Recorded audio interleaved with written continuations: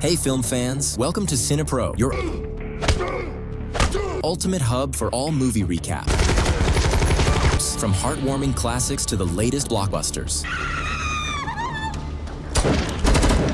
In a not-so-distant future, 8 gamers receive strange messages inviting them to a new game called The Call-Up, where they are told they could win $100,000. They arrive at the 25th floor of a luxurious building in the city center. Once they are all gathered, a computer voice prompts them to register their names on a tablet. They are then instructed to remove all their clothes and belongings, place them in lockers, and change into special suits like the ones used in movies, allowing the computer to track their movements. While changing, they joke about one player named Adam, who struggles with his suit because of his weight, and another named Carl, who reveals a large, grotesque burn scar. A third player, Andrea, mentions he used to be in the military. Once everyone is ready, they enter a room with a body scanning device. The computer voice instructs them to stand on the device, choose usernames or gaming aliases, and collect their gear. This gear includes a high-tech suit and a VR-like helmet that connects to their back, allowing them to feel everything in the game. Adam initially thinks such equipment is only available to major companies and movie studios. Everyone quickly gears up, except for one player named Zahid, a Muslim from Bosnia, who jokingly registers his name as terrorist. He didn't realize the name would appear on his suit and becomes uncomfortable. He tries to leave, but the doors are locked and no one responds. The other players convince him it's just a game, so he reluctantly agrees to play. The computer announces that the training session is about to begin. They all put on their helmets as the game starts. The room transforms into a post-apocalyptic horror movie scene. Their suits morph into military-style gear, and their tattoos disappear. Although everything feels real, they can still pass their hands through objects. Suddenly, a character resembling a military officer appears and speaks to them in a commanding tone. They can't touch him either. When they remove their helmets, they realize he isn't real, but just a highly realistic game character. The team follows the officer to another room to collect their weapons, which are actually plastic toys. The officer instructs them to test the weapons on some glass objects, and the players are amazed by the effects. After some practice, the officer shoots 2 of them, making them lose their protective jackets. He explains that one hit removes their protection, leaving them vulnerable. If they get injured after losing their jackets, they can use a healing injection, but each player only has one. He then tells them that criminals have taken over the building, and their mission is to eliminate them and reach the ground floor alive. The winner will receive the money for real. After the officer disappears, Andrea declares himself the team leader due to his experience and gives them tips on staying hidden. As they search through rooms, an enemy appears in the hallway and starts shooting. Most of the team hides, but Andrea moves quickly and kills the enemy. The computer announces that they have completed level 25, and all the points go to Andrea. They touch the enemy's body and realize it's also just a game character. When they attempt to use the stairs, they discover that electricity will kill them if they try to proceed without completing the level. The team enters level 24 and finds upgraded weapons. Andrea teaches them how to use them. They enter a large room where a player named Marco kills the first enemy that appears. Most of the players become overconfident, rushing around and using random objects for cover as they fight the criminals. Adam wastes all his bullets without hitting anything, so Andrea intervenes, taking a bullet for him and losing his protective jacket. Meanwhile, a player named Taylor has a panic attack, revealing that her friend received the game invitation, but she came in her place. She can't handle the game's realism. Another player, Shelly, tries to calm her down, reminding her it's just a game. However, when it's Shelly's turn to shoot, she can't do it either. One of the criminals approaches the girls, but Carl kills him, getting shot in the process and losing his protective jacket. Carl tries to surrender, but the enemy shoots him again. Shelly rushes to kill the attacker. Carl and Shelly remove their helmets, and even in real life, Carl feels unbearable pain. They return to the game, and Andrea gives Carl the healing injection to recover. Carl panics again and removes his helmet, insisting this can't just be a game. The rest of the team also takes off their helmets to rest. Adam finds new weapons, and Carl mentions feeling real electric shocks, suspecting it might be like a TV show. Zahid becomes frightened and tries to remove his suit, but fails. Marco suggests it's a military experiment, and Zahid agrees, suspecting Andrea might be planted in the group. They argue, and Andrea goes to the bathroom to calm down. The players don't realize the game is still active, and the criminals they killed respawn. One of them ambushes Andrea in the bathroom. He manages to put on his helmet before getting shot and tries to use a healing injection, but he had already given it to Carl. The others hear noises and put on their helmets, but Edward gets shot immediately. The team runs for cover. Taylor tries to use the stairs, but the level is incomplete, so the path is blocked. Suddenly, the criminals open fire, and the team defends themselves as best as they can. Edward uses his injection, and Andrea drags his bleeding body into the hallway. Adam throws a grenade, killing all the remaining enemies and completing the level. Adam gets the highest score. With the gunfire silenced, the team hears Andrea calling for help. At that moment, Andrea removes his helmet and hears a timer before his brain gets electrocuted, causing him to convulse for a few minutes. By the time the others find him, he's already dead. Shelly tries CPR, but it's no use. The computer announces they can proceed to the next level, but the team refuses to play. They notice blood on the floor and realize the helmet killed Andrea. They try to remove their helmets, but fail. Zahid panics, grabs a fire extinguisher, and asks for someone to test it. Carl volunteers and gets hit with the extinguisher several times, but the helmet still won't come off. At that moment, the officer calls them back into the game, walking through Carl before shooting Zahid several times for breaking the rules. And because that officer is warning them that they will be tracked if they don't play, the team has no choice but to continue, passing through several levels without major issues. Even though in every round they have to learn, use new weapons, and adapt to new game rules. In the room with the gas leak, they can't use firearms, so they must use knives and fight hand-to-hand. The idea of killing someone face-to-face makes Taylor more anxious. Shelly promises her that she will get her out of there. As they continue, most of the team loses their jackets. In a fierce weapon fight, Carl and Adam get injured. Shelly and Marco help them with their syringes. After a few hours, the team takes a break and realizes it's actually nighttime. They're tired of playing and start using various things to bang on the windows. Zahed manages to break the glass with a car. At that moment, the sergeant reappears and starts beating Zahed much harder than before. Zahed tries to escape and takes the stairs, but the sergeant kicks him down, causing him to break his leg. Before leaving, the officer says anyone who tries to escape again will die. The team rescues Zahed and notices that this time the injury is real, not part of the game, so they can't use the syringe. The computer voice reminds them they need to keep moving. Zahed asks them to hide him and go on without him. The team hides him behind some furniture, but after a few minutes, he dies from blood loss. In the next level, Marco argues with the others over the new weapons, which distracts them, allowing an enemy to hide and shoot him in the back. The team retaliates, and Taylor runs to hide in the bathroom. After a lot of gunfire, a grenade ends the fight completely. Shelly helps Marco with the syringe. The team realizes Taylor is missing and starts searching for her. One of the criminals appears in the bathroom, checking the stalls one by one. Shelly hears him, so she opens the door and stabs the first guy. The level ends, and Edward gets the highest score, ranking first. During their break, the team talks about their lives and realizes none of them have families, which means they were chosen because no one would ask about them. This way, they could be killed without the company facing any consequences. Afterward, the group moves to the next level and finds the sergeant beating a hostage. He says there's a bomb in the basement that will blow up the entire building and kill them all if they don't stop it quickly. The only way to defuse it is to get the code from the hostage. Since the boy is connected to electricity, Edward doesn't hesitate to electrocute him mercilessly. After trying to keep him alive to no avail, the criminal says a word, and Adam types it into the computer, but it actually activates the bomb. They now have only 30 minutes to disarm it before it explodes. The sergeant leaves, and the hostage laughs at them. Taylor kills him, and Marco loses it, yelling at Adam and trying to hit him, but his hand hurts from the helmet, so he removes it to punch him for real. When Taylor tries to stop him, she gets hit too. At that moment, the sergeant's voice is heard, saying he's holding the elevator door open, urging the team to hurry inside. The elevator starts descending, but stops suddenly, and the doors don't fully open. Marco pulls to make enough space for everyone to get out. When Adam tries to leave, Marco stops him as punishment, leaving them both trapped inside. The elevator takes them to the third floor, closing after they exit. They see a crashed plane outside the window before advancing in the level. Marco forces Adam to go first. Adam manages to kill a criminal, but his ammo runs out. Marco pushes Adam forward as a shield, allowing Marco to run and hide. Adam gets shot and dies moments later. With only 15 minutes left, Marco breaks down, but doesn't hesitate to move when the sound rings, indicating the level is over. Meanwhile, on the fourth floor, the rest of the team finds some weapons and starts searching the area. Suddenly, a criminal throws a smoke grenade. Carl retreats, panicking, and Shelly runs to check on him. Carl reveals he lost his girlfriend in the fire that caused his scar, screaming about not saving her. The smoke triggers his memory, and Shelly calms him down with a few words, convincing him to continue. The team proceeds through various levels, reaching the first floor with almost no ammo left, while the rest fight criminals. Taylor searches the area and finds some syringes. Suddenly, Marco appears behind her, demanding a syringe. Taylor refuses, so Marco shoots her. When Carl comes looking for Taylor, Marco pretends to be injured and ignores him. Carl finds Taylor's body and, in a rage, sees she wrote Marco's name in her blood. Carl completely loses it, removes his helmet, and attacks Marco in real life, kicking him several times before trying to choke him. Marco pushes Carl against the wall, knocking him down to beat him. Carl retaliates by hitting Marco with a fire extinguisher, but Marco kicks him. As Marco prepares to shoot Carl, the sergeant appears and starts beating him. After a few punches, the sergeant grabs Marco by the neck and chokes him to death. After finding the bodies, the remaining 3 players move downstairs with only 7 minutes left. When they reach the basement, the voice announces it's the final level. The 3 grab the new weapons and search the floor, killing the criminals they encounter. Whenever possible, they move closer to the bomb, but enemies keep coming. Carl throws a grenade, ending the fight. Now they can move faster, but a criminal suddenly appears in a car, quickly killing Carl. Shelly and Edward run to hide. As Carl searches for his syringe, Shelley hears there are only 2 minutes left. She tries to run toward the bomb but gets shot. Carl gets shot again as he moves toward her, giving her the syringe instead of himself, telling her to win before dying beside her. Edward uses a bazooka to kill the last enemy and rushes to defuse the bomb with only 1 second left. The sergeant appears to congratulate them on their victory. Edward starts repeating the sergeant's words, realizing he was the company's owner all along. The act ends, and a few men dressed in black come in to put Shelley to sleep before they start cleaning the building and disposing of the bodies. The game server erases all player information and activates the shutdown device. In the morning, Shelley wakes up wearing her regular clothes and finds Edward in a suit, helping the team take care of everything. He gives her the bag of money, and when she threatens to go to the police, he tells her no one will believe her. When a man tries to sedate her again, Shelley resists, injects him instead, steals his gun, and shoots out all the lights in the garage. Edward sends his men after her, but with all the experience Shelley gained in the game, she kills them all effortlessly. When Shelley gets out, Edward begs her to let him live, but she kills him mercilessly as well. Then she leaves the building without taking the money. And that's the end of the movie. If you liked today's video, don't forget to like, subscribe to the channel, and activate the bell to receive all new updates. See you in another recap.